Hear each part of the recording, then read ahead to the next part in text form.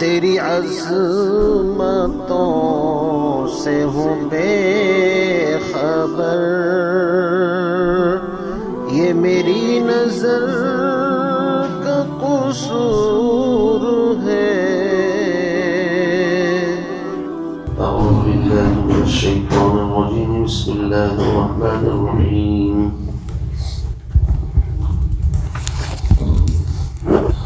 فَإِذَا قَضَيْتُم مَّنَاسِكَكُمْ فَاذْكُرُوا اللَّهَ كَذِكْرِكُمْ آبَاءَكُمْ أَوْ أَشَدَّ ذِكْرًا فَمِنَ النَّاسِ مَن يَقُولُ رَبَّنَا آتِنَا فِي الدُّنْيَا وَمَا لَهُ فِي الْآخِرَةِ مِنْ خَلَاقٍ وَمِنْهُم مَّن يَقُولُ رَبَّنَا آتِنَا فِي الدُّنْيَا حَسَنَةً وَفِي الْآخِرَةِ حَسَنَةً وَقِنَا عَذَابَ النَّارِ أولئك لهم نصيب مما كسبوا والله سريع الحساب۔ صدق الله العظيم۔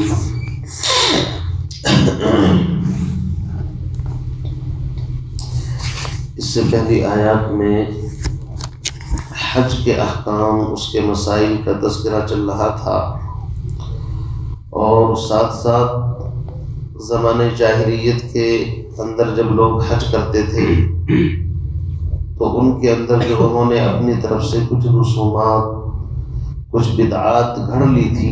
مثلا قریش وہ مزدلفہ میں ٹھہر جاتے تھے، عرفات میں نہیں پہنچتے تھے۔ وہ یہ کہتے تھے چونکہ ہم حرم کے پاسبان ہیں، یہاں کے دیکھ ریکھ کرنے والے ہیں، تو ہمارا خاص ایک مقام ہے، اس لیے ہم حرم سے باہر نہیں جائیں گے، ہم حرم کے اندر رہیں گے، اور عرفات حرم سے باہر پڑتا ہے، اس لیے ہم ایام حج میں حرم کے آس پاس ہی رہیں گے، وہاں نہیں جائیں گے۔ تو اللہ رب العزت نے اس کی اصلاح فرمائی اور فرمایا ثم افیضوا من حیث افاض الناس، وہیں سے ہو کر کے واپس آؤ جہاں سے سب لوگ ہو کر کے آتے ہیں۔ اس لیے کہ حج کے احکام حضرت ابراہیم علیہ السلام سے جس طرح منقول ہوتے چلے آئے ہیں اسی طریقے سے اب تک چل رہے ہیں، ان کے اندر کوئی تبدیلی نہیں کی گئی، اس لیے تم بھی وہیں جایا کرو۔ واستغفر اللہ، اور اللہ رب العزت سے استغفار کرتے رہو تاکہ اللہ اس لغزش کوتاہی کو معاف کر دے، اور حج کے اندر جو کمی کوتاہی ہے وہ استغفار کی برکت سے انشاءاللہ معاف ہو جائے گی، چونکہ استغفار بہت بڑا وظیفہ ہے۔ ان اللہ غفور الرحیم، بے شک اللہ تعالیٰ بہت زیادہ معاف کرنے والے اور بہت زیادہ رحم کرنے والے ہیں، اس لیے حج کی کمی کوتاہی کو چھوٹی موٹی اگر ہو جائے گی تو اللہ بھی معاف کر دیں گے۔ اس کے بعد فرماتے ہیں فَإِذَا قَضَيْتُم مَّنَاسِكَكُمْ، اس آیت میں بھی ایک ان کی جو بری رسم تھی اس کی اصلاح کی جا رہی ہے۔ اصل میں اس زمانے کے اندر حج بھی کرتے تھے، لیکن ایک حج کی شکل ایک میلے کی شکل بنا دی تھی، جیسے کسی چیز کو بڑھتے بڑھتے پھر وہ حقیقت سے ہٹ کر کے بس رسم رہ جاتی ہے۔ تو 3 بڑے بڑے بازار منڈیاں لگتی تھی، عکاظ، مجنہ، ذوالمجاز۔ بازار عکاظ جو ہے وہ ذی قعدہ کی 1 تاریخ سے لے کر کے 20 تاریخ تک مقام نخلا اور طائف کے آس پاس ایک بڑا بازار لگتا تھا عکاظ کے نام سے، 20 دن تک چلتا تھا۔ پھر ذی قعدہ کے جو باقی 10 دن ہیں اس میں مجنہ کے اندر بازار لگتا تھا، اور یہ مقام مر الزہران اس کے پاس میں کوئی جگہ ہے وہاں پر لگتا تھا، اور آخری پھر ذی الحج کے 8 دنوں کے اندر عرفات سے پہلے 1 تاریخ سے لے کر 8 تاریخ تک عرفات کے قریب میں کوئی جگہ تھی جس کو ذوالمجاز بولتے تھے، وہ وہاں پر یہ بازار لگتا تھا، اور اس کے بعد اس میں خرید فروخت یہ وہ سب کچھ ہوتا تھا۔ تو اسلام جب آیا تو صحابہ ڈر گئے کہ بھائی کہیں یہ تو دنیاوی کام ہے، کہیں ایسا نہ ہو کہ اس میں حصے داری غلط ہو۔ تو صحابہ کو اس سے پہلی آیت میں بلیغ انداز میں تجارت کی اجازت دی، لیس علیکم جناح ان تبتغوا فضلا من ربکم، دیکھو اصل مقصود تو حج ہی ہونا چاہیے، اللہ کی رضا۔ البتہ تھوڑا بہت اگر درمیان میں وقت مل گیا اور تم نے خرید و فروخت کر لی تو اس میں کوئی حرج، کوئی گناہ نہیں ہے۔ مطلب یہ ہے کہ مقصد تجارت نہیں ہے، البتہ ضرورت کے پیش نظر، جیسے آج کل حاجی جاتے ہیں تو کچھ نہ کچھ خرید کر کے لے آتے ہیں، تو اس میں کوئی قباحت نہیں ہے، چونکہ خریدنے میں نیت یہ ہونی چاہیے کہ یہاں کے تاجروں کی اعانت کرنا بھی دین کا ایک حصہ ہے۔ انما الاعمال بالنیات۔ البتہ فضول خرچی کی تو اجازت نہ یہاں ہے نہ وہاں ہے، فضول خرچی ایک الگ سبجیکٹ ہے۔ باقی ضرورت کی چیزیں اگر آپ لے رہے ہیں یا آپ کے پاس ضرورت سے زائد کوئی سامان ہے اور ضرورت ہے وہاں آپ نے بیچ کر کے نفع کما لیا، اس میں کوئی حرج نہیں ہے۔ اسی طرح وہ لوگ کیا کرتے تھے، 10 تاریخ کو جب مینا میں آ جاتے تو پھر اس کے بعد چونکہ 3 دن شیطان کو کنکریاں ماری جاتی ہیں مینا کے اندر، 11، 12، 13، اور اس میں گنجائش ہے چاہے 12 تک بھی مار کر کے وہاں سے نکل جاؤ، اس کا مسئلہ بھی ابھی آنے والا ہے۔ تو یہ 3 دن وہاں ٹھہر کر کے گپ شپ اپنے باپ دادا کے فضائل، میرا باپ ایسا تھا، وہ کہتا میرا دادا ایسا تھا، اچھا ہم تو خاندانی ایسے ہیں، ہم تو بڑے سخی ہیں، بڑے فیاض، وہ کہتا ہم بڑے بہادر ہیں۔ تو دنیا میں اطراف سے ادھر ادھر سے آ کر کے لوگ، کوئی اپنی کشتی کے جوہر دکھاتا، کوئی اپنی شعر و شاعری، فصاحت و بلاغت، تو اس سے کچھ عربی زبان کا فائدہ بھی ہوتا تھا، نئی نئی اصطلاحات، نئے نئے معنی، الفاظ سے واقف ہوتا ہے، لیکن اصل مقصود فوت ہو رہا تھا۔ حج کا جو اصل روحانیت ہے، اللہ سے مانگنا ہے، توبہ استغفار ہے، اس سے ہٹ کر کے بس پھر وہ فخر کی طرف چل پڑے کہ جناب میں ایسا ہوں اور میرا باپ ایسا تھا۔ تو اللہ رب العزت نے اس بری رسم کی اصلاح فرمائی اس آیت کے اندر، فرمایا فَإِذَا قَضَيْتُم مَنَاسِكَكُمْ، جب تم اپنے مناسک یعنی حج کے احکام سے فارغ ہو جاؤ، اب تم نے قربانی کر لی اور تم نے حلق یا قصر بھی کرا لیا، اب طواف زیارت رہ گیا ہے 10 تاریخ کے اندر، فرماتے ہیں اب تم کیا کرو، فَاذْكُرُوا اللَّهَ، اللہ کا ذکر کرو۔ کیوں؟ فرمایا کَذِکْرِكُمْ آبَاءَكُمْ، جیسا کہ تم ذکر کرتے ہو اپنے آباء اور اجداد کا، او اشد ذکرا، یا اللہ کا ذکر اس سے بھی زیادہ کرو۔ تم نے باپ دادا کے نغمے گانے شروع کر دیے، ہمارے باپ ایسے تھے، دادا ایسے تھے، فلاں ایسا تھا، ان چیزوں کو چھوڑو، اللہ کا گھر ہے، اللہ کے گھر کے اندر، اللہ کے دربار کے اندر حاضر ہو، اللہ کی بڑائی تمہاری زبان پر ہونی چاہیے۔ اسی لیے حاجی کو کیا پڑھنا چاہیے، لبیک اللہم لبیک، لبیک لا شریک لک لبیک، ان الحمد والنعمت لک والملک لا شریک لک۔ ہر وقت اس کی زبان پر یہ ترانہ، اس میں اللہ کی تعریف ہے، بڑائی ہے، اس کی کبریائی ہے۔ فرماتے ہیں اب حاجی 2 قسم کے ہوتے ہیں، ایک وہ جن کا مقصد حج سے بھی دنیا کمانا ہوتا ہے، دعا بھی مانگتے ہیں تو دنیا کی مانگتے ہیں، کوئی کاروبار سے پریشان تھا، چلو بھائی حج کر کے آتے ہیں، عمرہ کر کے آتے ہیں، کم سے کم کاروبار ہی چل پڑے گا، کیوں کسی الجھن کے اندر پریشان ہے تو وہاں جا کر کے خالص دنیا مانگتے تھے۔ اس لیے روایت میں آتا ہے بعض کہتے تھے کہ میرے باپ کا پیالہ اتنا بڑا تھا، مجھے بھی اتنا ہی بڑا دے، مطلب ان کے ایک خاص اصطلاحات تھی، میرے باپ کے پاس یہ عہدہ تھا، مجھے اس سے بڑا عہدہ ملے، صرف دنیا کی طلب کرتے تھے۔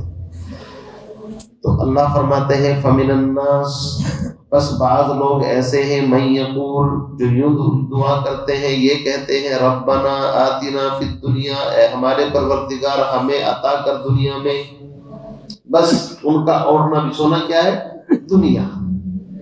اب آپ دیکھ لیے بہت سارے لوگ، اللہ معاف فرمائے معاف فرمائے، اگر کسی بزرگ کے پاس بھی جائیں گے تو وہ کبھی اس لیے نہیں کہ ہم اپنی اصلاح کے لیے یا ہمارے پاس دین نہیں ہے، دنیا اللہ نے بہت دی، ہم دین سیکھنے کے لیے آپ کے پاس ہے، نہیں دعا کر دیجئے، تعویذ دے دیجئے، فلاں کر دیجئے، یہ الجھن ہے، یہ پریشانی، ایسے ہی چلتا نہیں چلتا اکثر و بیشتر الا ماشاء اللہ۔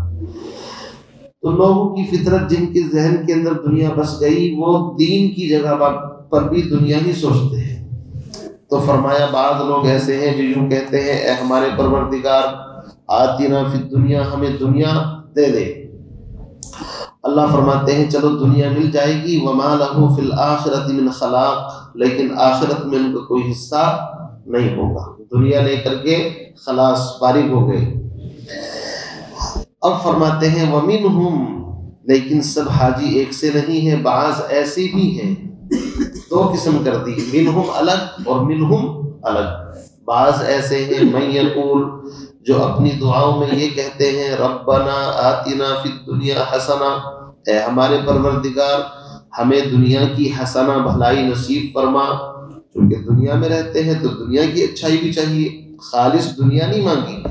پہلے والوں نے کہا ربنا آتنا فی الدنیا، وہاں حسنہ کا کوئی ذکر نہیں ہے، بس دنیا چاہیے۔ یہ دنیا بھی مانگتے ہیں لیکن دنیا بھی حسنہ مانگتے ہیں۔ حسنہ کا مطلب اچھائی والی، جو انسان کو گمراہ نہ کرے، نقصان نہ دے۔ پتہ یہ چلا کہ خالص دنیا نہیں بلکہ اللہ رب العزت سے بہترین دنیا کی، جو ہمیں ہمارے دین سے رکاوٹ نہ بنے، ایسی دنیا مانگنی چاہیے۔ اور بعض مفسرین نے آتنا فی الدنیا حسنہ سے مراد نیک بیوی، نیک صالح بچے، اچھی صحت، اچھی تندرستی، یہ ساری بہترین دنیا کے اندر آتی ہیں۔ کسی کو اللہ نے بہترین صحت دی ہے، ربنا آتنا فی الدنیا حسنہ ہے، بیوی نیک ہے، ربنا آتنا فی الدنیا حسنہ ہے، کاروبار اچھا ہے، حلال کماتا ہے، ربنا آتنا فی الدنیا حسنہ۔ اس کی بڑی تفسیریں ہیں۔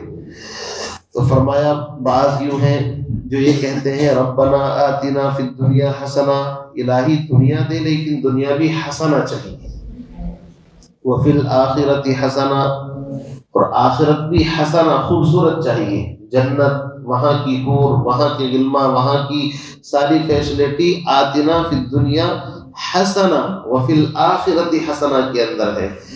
یوں سمجھ لو دنیا کی ساری بھلائیاں تو ہیں ربنا آتنا فی الدنیا حسنہ کے اندر، اور آخرت کی ساری بھلائیاں ہیں وفی الآخرۃ حسنہ کے اندر۔ تو پتہ یہ چلا کہ یہ صرف آخرت نہیں مانگتے، اس دعا سے یہ بھی پتہ چلا کہ جو صرف آخرت ہی کا سوال کرتا ہے وہ بھی صوفی نہیں ہے، چونکہ دنیا تو حضرات انبیاء علیہ السلام نے بھی مانگی ہے، کتنی، جتنی ان کو ضرورت تھی، صحابہ نے مانگی ہے۔ صرف دنیا سے نظر بند کر کے آخرت آخرت آخرت، یہ دینداری نہیں ہے۔ دنیا کی زندگی گزارنے کے لیے دنیا بھی اچھی چاہیے، اور آخرت کی زندگی گزرے اچھی، وہاں پر آخرت بھی اچھی چاہیے، یہ بہترین طریقہ ہے۔ اسی لیے نبی علیہ السلام حجر اسود اور رکن یمانی کے درمیان صحابہ فرماتے اس دعا کو ہم نے پیغمبر کو پڑھتے دیکھا، ربنا آتنا فی الدنیا حسنہ۔ حاجی کو چاہیے طواف کے دوران حجر اسود اور رکن یمانی کے درمیان اس دعا کو پڑھے۔ اب بتائیے اس سے بہترین دعا کون سی ہو سکتی ہے؟ ہم تو سوچیں گے تو سب کو یاد ہے یار، کوئی اسپیشل دعا بتاؤ، اس سے اسپیشل دعا کوئی نہیں ہے۔ آخرت کی بھلائی بھی اس کے اندر آ گئی، دنیا کی بھلائی بھی اس کے اندر آ گئی، اور ہم جیسے جاہلوں کی اصلاح بھی کر دی کہ تم اتنے بڑے صوفی مت بنو کہ بالکل دنیا کی ضرورت نہیں ہے، ایسا کوئی دین نہیں ہے۔ اگر دنیا نہ ہوتی تو حج کرنے کیسے جاتے تم وہاں پر؟ کیوں جی؟ تو فرمایا ربنا آتنا فی الدنیا حسنہ وفی الآخرۃ حسنہ وقنا عذاب النار، اور فرمایا ہمیں جہنم کے عذاب سے محفوظ فرما، چونکہ جہنم کا عذاب بھی وہ چیز ہے کہ جس سے اچھے اچھوں کا پتا پانی ہو جاتا ہے، جہنم کا عذاب۔ ایک صحابی کے بارے میں آتا ہے، بیمار تھے، اتنے بیمار ہوئے جیسے انڈے سے نکلنے والا بالکل بچہ ہوتا ہے نا، چوزا، ایسی ان کی کیفیت ہو گئی۔ نبی علیہ السلام کو اطلاع ہوئی، آپ علیہ السلام ان کی عیادت کے لیے تشریف لے گئے۔ آپ نے پوچھا بھائی تم کوئی دعا مانگتے ہو کیا؟ بات دعا کی چل رہی ہے۔ انہوں نے کہا ہاں میں ایک دعا مانگتا ہوں۔ کہ کیا مانگتے ہو؟ میں دعا میں یہ مانگتا ہوں یا اللہ جو عذاب تو مجھے آخرت میں دے گا، بس میں وہاں عذاب کا تحمل نہیں کر سکتا، وہ تکلیف مجھے دنیا ہی میں دے دے۔ وہ صحابی یہ دعا کر رہے ہیں۔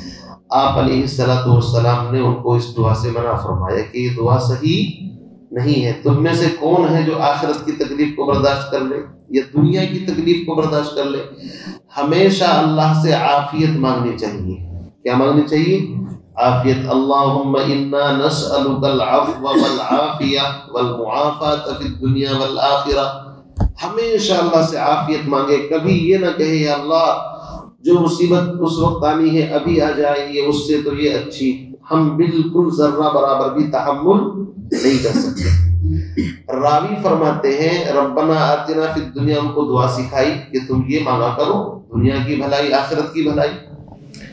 تو راوی بیان کرتے ہیں روایت کرنے والے، ہم نے پھر اس صحابی کو دیکھا ماشاءاللہ بالکل تندرست ٹھیک ٹھاک ہو گئے، کیونکہ وہاں تو علاج ہی دو جہاں کے سردار محمد عربی صلی اللہ علیہ وسلم نے تجویز فرمایا.